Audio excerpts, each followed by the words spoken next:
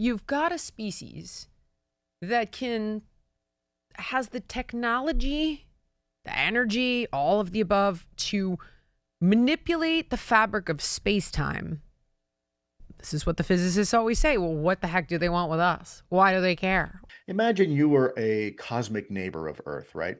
Yeah. And you watch these funny little monkeys kind of evolve and they go from, pruning each other to now creating these rudimentary tools and all of a sudden fire. And oh, that's interesting. And all of a sudden, these monkeys tend to be very violent. So they fight each other all the time, right? And you kind of sit back and watch how these little monkeys kind of evolve and progress. And all of a sudden now, all of a sudden they realize that this thing called steam, if you convert water into steam, all of a sudden now you can create an engine, and that led to the industrial age, right? And that took, how many millions of years of human evolution to finally figure that out. And then all of a sudden, maybe 1,000 years after that, we discovered that if you actually not just separate the molecules, but break the molecules apart, right, in an exothermic Yeah. reaction, you can get a magnitude greater yield of energy release, right?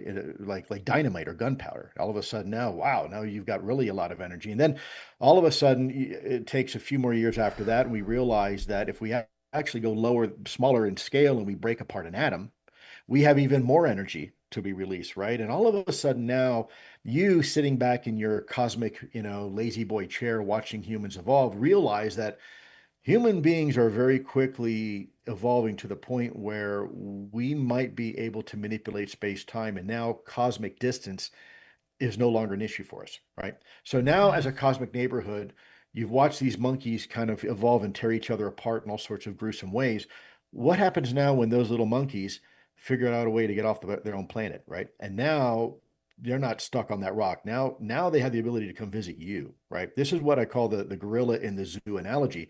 Everybody goes to the zoo and they might see the silverback gorilla and look at them eating a banana, how cute, and pruning each other. But what happens when all of a sudden the zookeeper, a key to the cage, the enclosure, is left behind by mistake? And now all of a sudden that gorilla is picking up that key, and he doesn't quite yet understand what it is or how it works, but he's beginning to realize there's a relationship between the key and the gate that's keeping them inside their enclosure.